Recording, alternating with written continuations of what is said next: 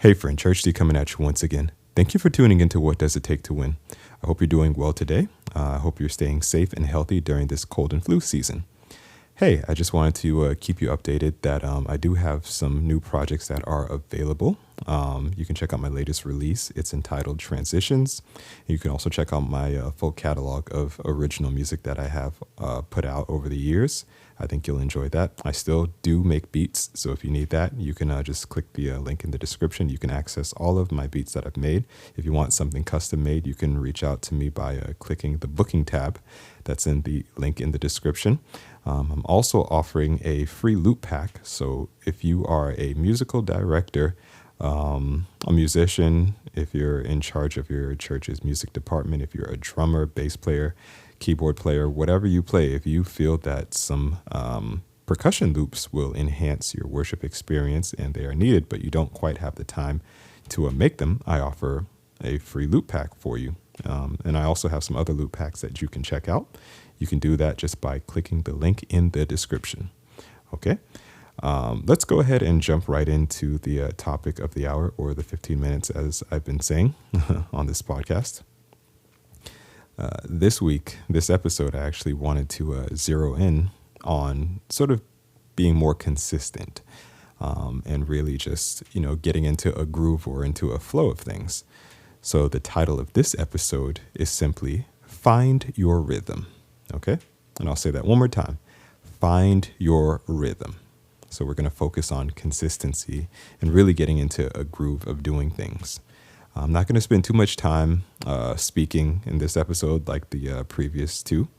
I really just want to get to the point so you can have something that's, easy to digest and you can take it and run with it.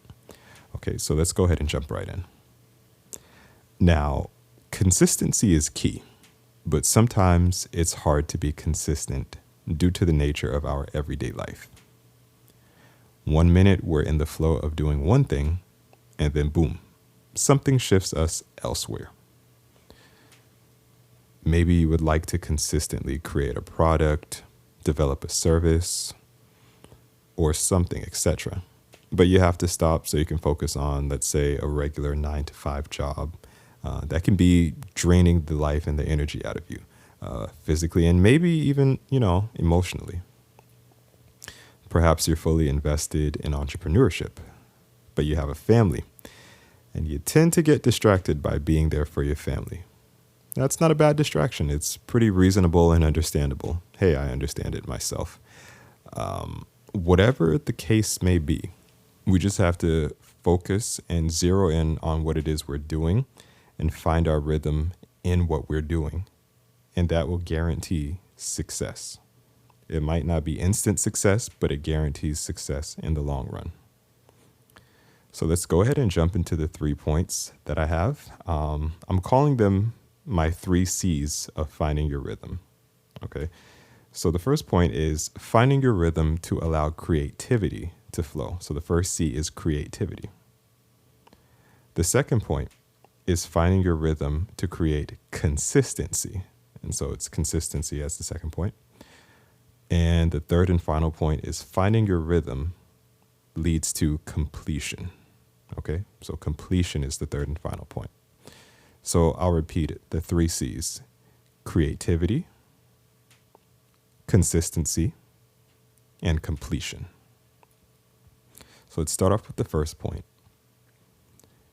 Let's talk from the viewpoint of a person who produces music, right? We're finding your rhythm to allow creativity to flow. I could talk about myself. So for me, it was easiest for me to create music for my clients when I was going to the studio regularly. I would work my 9 to 5, which was really 8 a.m. until 4 p.m., but who's counting? So pretty much what I would do, I would work, 8 to 4, drive 40 minutes from work to the gym, work out for about, let's say, an hour and 10 minutes when I had time before the wife and kids, take a shower and then rush straight to the studio. And then the remaining 4 to 5 hours of each evening, I would work on and, pretty much experiment with different musical elements. Now, what this did, it allowed me to kind of, wake up my creative brain. And it became easy when it was time to connect with clients, to create with them. Now, we can apply this to areas that don't necessarily involve music. Let's talk about fitness. I just mentioned that I went to the gym and all that good stuff. Fitness and athletics, we could talk about that. So, as an athlete, I hear stories like this. I could be wrong. I played sports in high school, but hey, times have changed, right? As an athlete, you have to get into a rhythm of exercising and training so that the movements become easier for you. You begin to develop more stamina and more endurance so you can, defeat your opponent. You should have that one up on them. That's at least what I was trained to do. So yeah, you get into a rhythm of exercising and training. The movements should become easier for you. You'd have to kind of wake up at a certain time each day. And you'd have to fuel your body with specific types of foods, supplements, and hydrate with water and electrolytes. And you have to train, depending on how intense your training sessions are. You have to train. And then after training, you have to focus on recovery. And this is what a lot of people skip. They skip the recovery and they try to keep training until they end up burning out. Recovery is a part of that rhythm. And this allows your body to become familiar with what's happening, with what you're training your body to do. Here's an example. I enjoy trampoline parks, right? That's directly tied into and connected with rhythm, believe it or not. When you're on a trampoline, you're jumping up and down, right? The rhythm is you're going to land and jump up. You can't just jump one time and keep going up, up, up. That's not the way it works. And once you come down, you're going to bounce a little bit. So even if you want to sort of stay down, there's a little bit of spring, right, in your landing. So the coming down part is the recovery. Your body then becomes familiar with it. And depending on how you're recovering, it's going to dictate how high you're going to jump, right? You might come down extra hard so you can get that extra spring and jump higher, or you might sort of brace yourself to stop and get off of the trampoline. Okay, so hopefully you can take from that whatever you can, and it's inspiring to you. Let's go ahead and move on to the second point, which is the second C, and it is finding your rhythm to create consistency. Consistency is key, and that's probably the main focal point of this episode, is just being consistent. We could talk a little bit about some of the projects that I've worked on, such as maybe releasing music. I had to get into a rhythm, as mentioned earlier in this episode. I had to get into a rhythm with sort of getting to the studio daily after, handling my responsibilities and putting on my entrepreneur hat and just really staying consistent with what I did. I didn't go in there and say, okay, I have to do everything all at once. I would just sort of set a goal and say, you know what? Each evening, I'm going to knock out maybe 3 instrumentals, and they're not even going to be complicated. They're going to be very basic. And then I can revisit them in the future and add to it and, allow it to grow from there and add it to my catalog. And that's something I actually did. And you can actually check out the instrumentals. It's like a shameless plug. You can actually check out the instrumentals by clicking the link in the description again. But this is something I actually did. This podcast where I'm offering, I feel, gems of advice to those who are looking for it, those who are eager to, have their brains, sort of awakened and say, okay, what can I do to be a little bit more successful? I started doing this podcast, I want to say, almost 8 years ago. It might be even longer than that.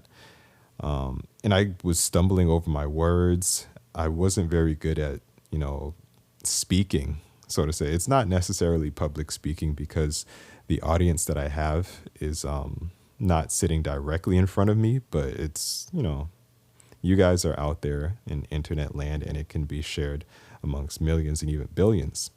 But it's not like I'm doing public speaking where I could sort of see you and interact with you like that. But I wasn't very good at it.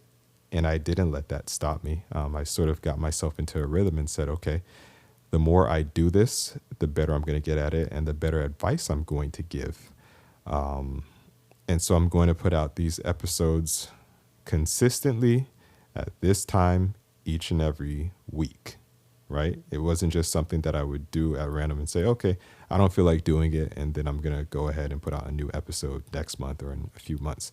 Now, I do want to apologize because there have been times in which I took some hiatuses, but that was because, my life was going through a bunch of changes that I had to, get a handle on before I could offer you guys sound advice. So, but yeah, I wanted to stay consistent with this podcast and, offering sound advice.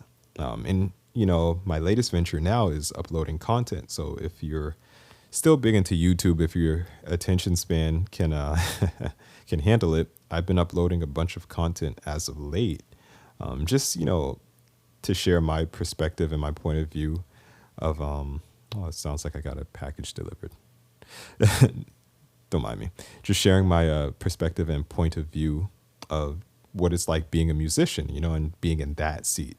So I wanted to stay consistent doing that. Now I try to upload something weekly at least, or maybe even twice a week, just so those who are curious about, how it looks to be in that role, what it looks like, from my point of view, they have something to check out. And, you could feel free to reach out to me with any questions, or you can even join my Patreon for, exclusive coaching, and, we can go from there. That sort of sounded like I was just kind of plugging some of my services, but I really wasn't. To summarize the second point, finding your rhythm to create consistency, what I would suggest is come up with an idea. Let's say I'll use the content thing as an example that I just spoke about. Come up with an idea of what you would like to do or what you would like to share, and set a schedule of how often you would like to share it. And you'd be surprised. You'll get into a rhythm where it just feels like when you're not sharing it, something's off, something's not natural. Okay. Let's move on to the third and final point. I told you I wasn't going to drag out this episode. The third and final point is finding your rhythm leads to completion. Right. Let's talk about moving. I had to do that when it was time for me to get married and have children. I had to help my wife, well, she was my fiance at the time, move out of where she was staying. And I had to also move myself out of where I was staying. And we had to move into our new home.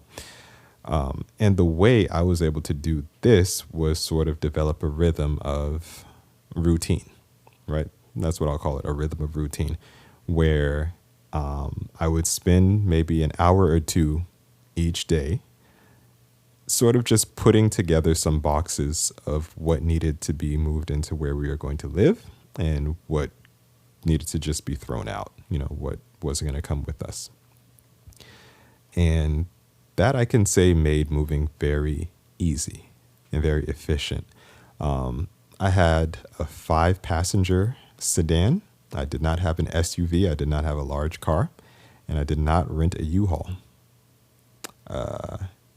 She didn't rent a U-Haul. I don't believe she rented a U-Haul at all.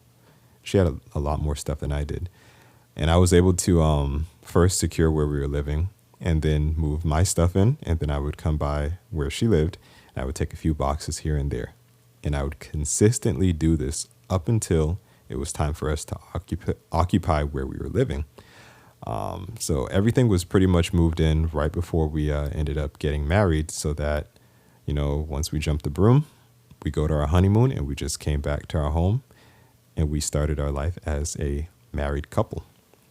So I was able to get into that rhythm, and it led to the completion of us moving much faster. You could look at other tasks. Let's say, you're a handy person and you want to build something. Let's say you need some additional storage and you're going to build a shed outside in your backyard. You just take it step by step. You start with a foundation. You build the frame, you build the siding. I'm not super duper familiar with building a shed and even carpentry for that matter. That wasn't necessarily my field of study. It's just something I kind of learned, because I had to as I go. So correct me if I'm wrong, but you build a foundation, you build a frame, you put up the siding, you build the insulation and all that good stuff. You put up the roof, and then before you know it, it's done. It was just like how when it was time for me to build up a studio, that's pretty much what we did, and it was taken care of. It didn't take us like a year to do it. It took us maybe a couple of weeks. It went from point A to point B very fast. We stayed consistent in what we were doing. And that, my friends, is my third and final point. So let's go ahead and summarize. Right? So the first point is finding your rhythm to allow creativity to flow. If you are a creative, if you're a musician, producer, or anything of that sort, you have to get into rhythm, and this will allow your creativity to flow. Second point, finding your rhythm to create consistency. I've been consistently releasing episodes of this podcast for a long time. I want to say it's about 8 years, but I'll have to double check that. I've been releasing music consistently, I want to say since 2019. And now, I've recently gotten into uploading content. If I can do it, you can do it too. You just got to find your rhythm and, say, okay, each and every week or each and every month or bi-weekly, I'm going to do this and it will get done. The third and final point is finding your rhythm leads to completion. Once you get into a rhythm, you'll find that you'll be able to complete your tasks much more efficiently and quickly. Thanks for tuning into this episode, and most importantly, thanks for tuning into this podcast. I really, really appreciate you. Hey, don't forget to share this with somebody that you know, love, and you're concerned about. Or you can share it with somebody that you're not even concerned about. But be sure to share it. Like, comment, and share. Also, click the link in the description. I have many more great things in store for you. Let's connect. God bless.